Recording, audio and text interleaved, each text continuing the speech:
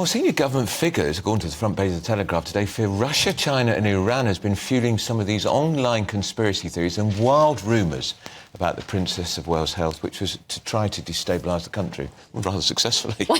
It worked.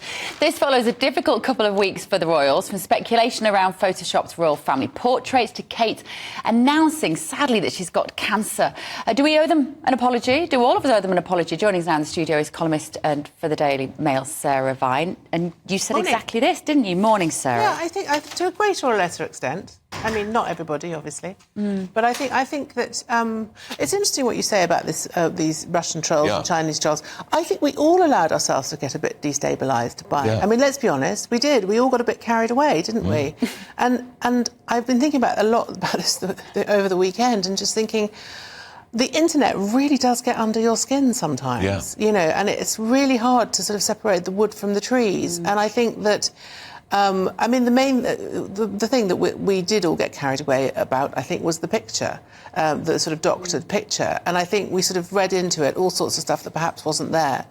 I think, you know, what the Princess of Wales has done, which was to do her own video, in her own words, was the only thing she could do. She has to reclaim her own narrative. But even and now she's managed to do that. But they're still trolling her. Of course, I mean, they are still trolling. I mean, it is extraordinary. I mean, there's this bloke who was in the Duke and Duchess of Sussex documentary, who's saying that, you know, it's all AI and stuff like that. I mean, there are still people doing that.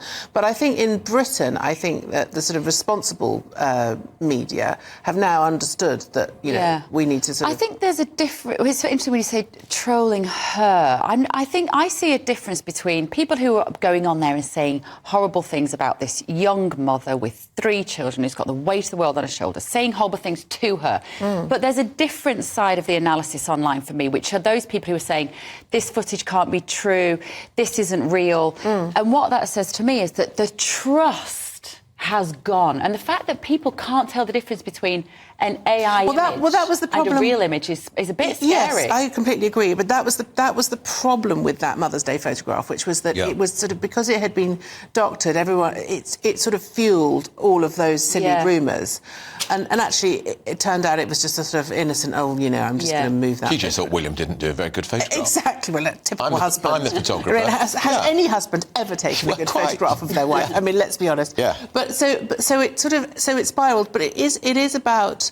I think this is a really interesting story about how the internet has just really got under all our skins, and we just need to take one step back. I mean, you know, you've got to understand that you know, there is absolutely no regulation out there, and you know, we're regulated. All of us are heavily regulated. You know, GBNews regulated, the Daily Mail regulated. So we're Facebook not regulated.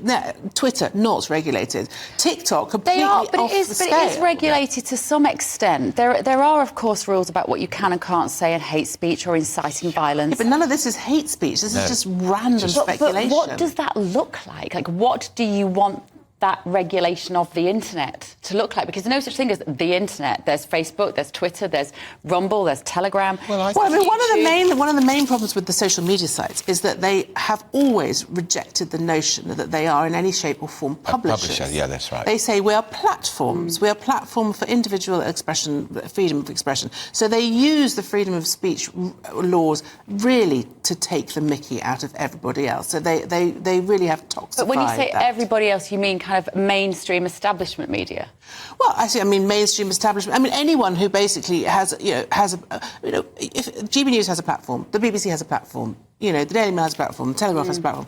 If you have a platform, you have a responsibility, not to take the mickey and not to just make things up as you go along, which is what people are doing. Yeah, but my worry, and we talk about it regularly on this show, is that my worry is with more censorship, which, as we know now, is being encouraged by China, by Russia, that they deliberately want the West to have similar restrictions. But they're the ones I don't think we want that. But but the thing is, they are the ones who are taking advantage of the lack of regulation on the internet, as we've seen with the story today in the Telegraph, which is that they are, you know, all these Russian troll factories. They you know, yes, they have censorship, but it's really just a facade. In China. Well, I mean, the fact that someone like an app like TikTok isn't allowed for children in China, like they have extreme censorship, and I don't think we want to live in a world. No, but what's interesting is that they don't let their children see that app. I remember years and years ago, having a conversation with an executive at Google, and she said to me, none of the top brass at Google will let their children. Correct. They will let them have the internet in their house. And isn't that? And so what's that? But it's so okay what does for everybody that else's tell you? kids. Exactly. It's okay for everyone else's kids to watch porn and to have their brains filled with absolute nonsense, but not our But that's children. But I was talking about this no, but the other that's day. China. So China produces this TikTok app, which corrupts everybody, but oh no, we can't have it in our country. But that's for children, though. That's my point. But we aren't children. We are adults, and I don't like infantilising adults to tell us what we can and can't look at. But I can remember, I was talking about this last week, writing a story about David Cameron having a big seminar with Google and all the websites, and there was going to be you had to watch porn, access porn, you had to opt in. Yeah. And it never happened. Yeah. So, because people would be embarrassed to opt in to have porn, so it would have restricted. Kids can now look at porn on their phones. Absolutely, yeah. And that's outrageous. Yeah. And I remember him also having a big discussion with Google about some searches not returning a Google search. So, like really horrible searches, like if you were looking for child porn or something horrible. Google agreed to sort of not return a search for that. Yeah. And so there were early attempts to try and contain it, but they've never really gone anywhere. My worry is, whilst we're all, as you say, we all slightly lose our minds over this story and we call for these voices to be shut down, we might regret that when you might have a government in power that you don't agree with. When Keir Starmer's there and he doesn't want the Daily Mail and right-wing commentators, this could end up being hoisted by your own petard. Because don't make the best the enemy of the good is what I would say. I mean, there's never been a problem with that sort of thing in Britain before with the press. The press has always been very free and very, very full-throated. There's never been that kind of censorship. No. I don't think censoring the internet to some, or just introducing some basic parameters, or just some guidelines that people have to adhere to, would lead to that. What about the royal family? They are we're not going to see her, the star of the show, for a very long time. I suspect. Yeah. The king is struggling with his own recovery from cancer or his treatment from cancer. Harry and Meghan? Well, they seem to be sort of ignoring the whole thing completely, don't they? They sent a private message, apparently. Yes, yeah, that's it. I mean, they really do need to apologise. Can I just say that? I mean, because stress is a major factor in cancer. I mean, they have said much worse things about the King and Princess of Wales than I think anyone in the mainstream media has said, to be honest. Yeah.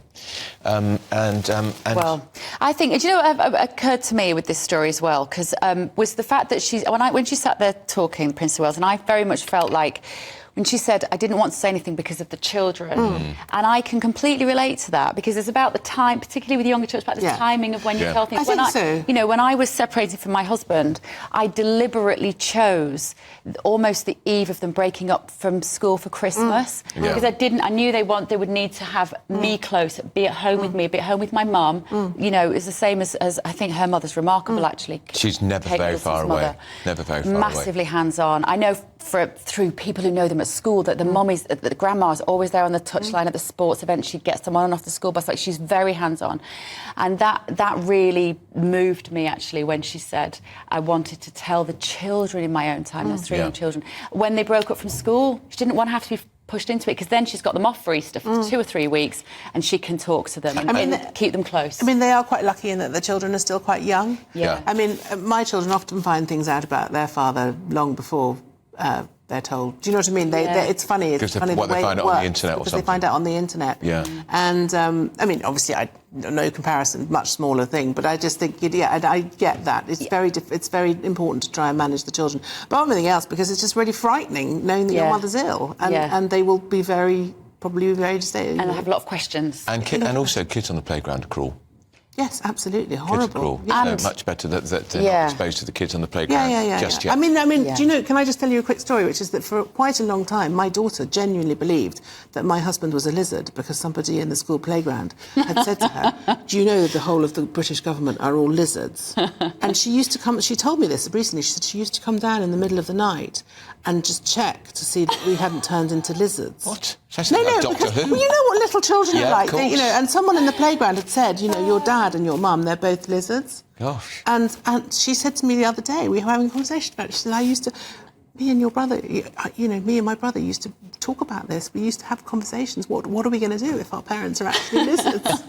So, children are very suggestible. Yeah. They are. Of course they are.